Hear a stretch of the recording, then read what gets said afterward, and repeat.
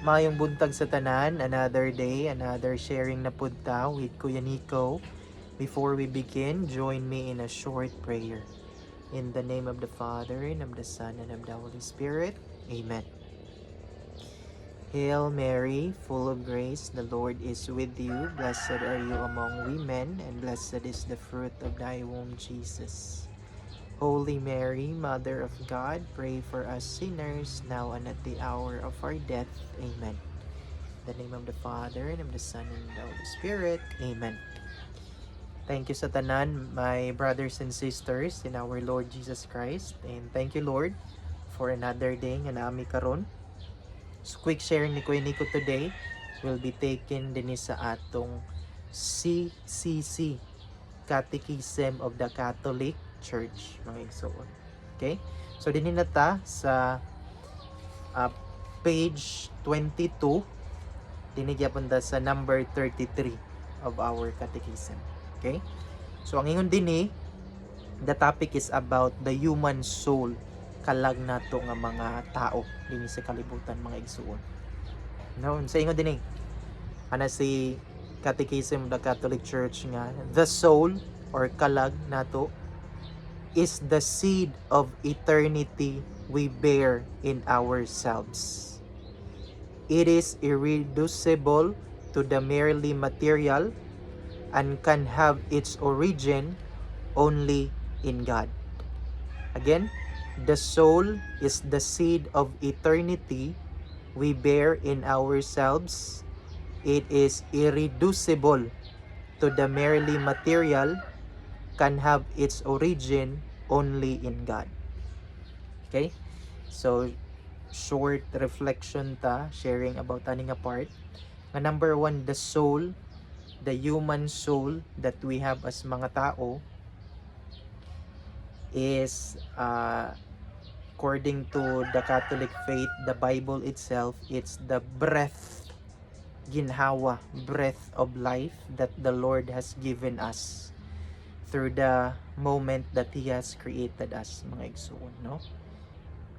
Munang in unsa man ancient philosophy, the soul is what is the principle of life. Principle means that which comes from. So the soul is the life, is the one that gives life to things that has life here on earth. No, the principle of life, that which comes from.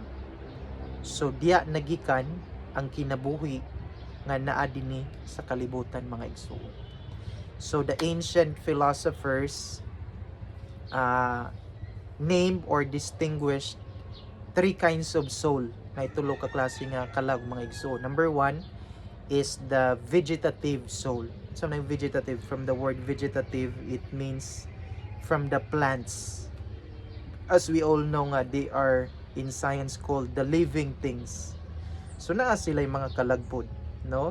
The philosophers call this the vegetative souls, no? So that's why if we pull out, we cut them off, they are unsa man nagakawala pud ang ilang kinabuhi, mga igsoon. So napud sila soul, no, plant soul. Number two is the sentient or the sensitive soul. These are the souls of the animals, mga hayop sa kalibutan. As we all know, plants are living things as well, no? So napud sila kalag, kay naa sila life man, no? Number three is the human soul, life or kalag nga naata nga mga tao. And the Greek philosophers call this the soul of the human person has two powers. Unsa man thinking, the thinking power comes from the soul, not from the body. Number two is the volition or the will, the desire, the power to do things, buhato ng mga butang, is the second power of the human soul. So thinking and doing are the powers of the human soul, mga igsoon. Okay? So plants has soul, na sila life. Animals has soul because they have life. How much more kita nga mga tao, mga igsoon. No? So continue. Ana dinhi nga, the human soul is the seed of eternity. Sa ganang seed, liso ba, butil, no? It's the seed of eternity. Ang say meaning sa eternity, walang hanggan, walay katapusan, no beginning and no end. That's the very seed of eternity that we have in ourselves, which is our human soul, mga igsoon. Okay? So there is something in humanity that is more than the physical. I think that's very important to reflect, no? Nga here on earth, in our human life, we notice nga we are made of matter. So gani ang matter, everything that occupies space and has mass. Material, no? Itong body, we can sense it using the 5 external senses of seeing, hearing, smelling, taste, and touch. No? Material ta, we are made of matter. Atong buhok, atong skin, atong ulo, atong mga shoulders, legs, tiil, tiyan. However, let's not forget that we also have this other dimension, other reality as humans. Nga we have the seed of eternity. Something nga dili mahanaw, something nga dili malata, something nga dili maguba, mga igsuon. Because it is higher, it's a higher pitch, it's a higher being, it's a higher mode, higher dimension of human life, which is atong kalag, mga igsuon. How beautiful is that, no? You are not just bound by matter. You are not just bound and limited by time and space. But you have something within you which lives forever and ever throughout eternity. Wow, amazing. No? So we bear it in ourselves. So naa sa atua, as we all know that the human person is a composite mixture, inseparable mixture of body and soul, of matter and spiritual, of limited and unlimited, of material and spiritual, mga igsoon. That's how wonderfully we are made by our Creator God, who is love, mga igsoon. No? So, continue.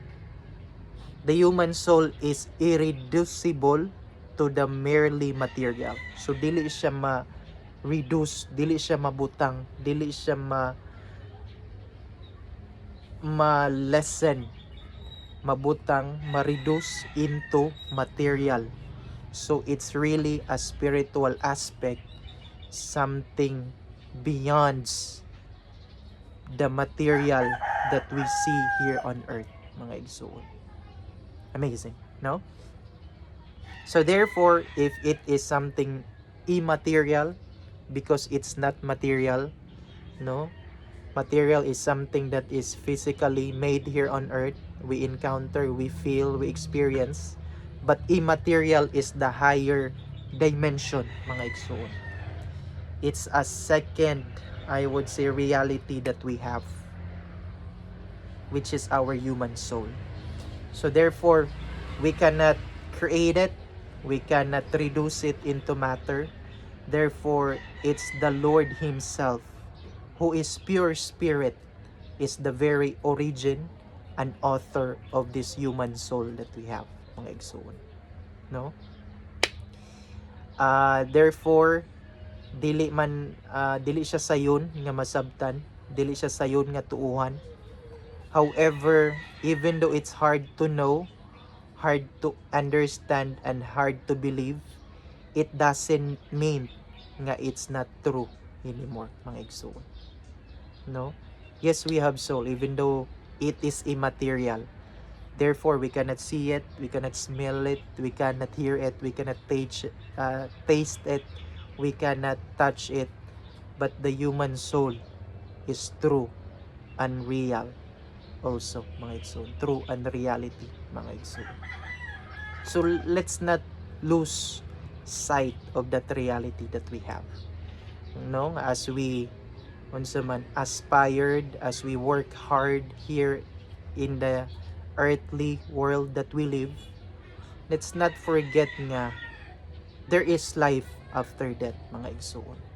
If ga work hard ta, if ga panikamot ta nga mga butang dinhi sa kalibutan, why not maningkamot pud ta, mag-work hard pud ta sa mga things that are destined for eternity, destined not to end during our earthly life here on earth, mga igsoon.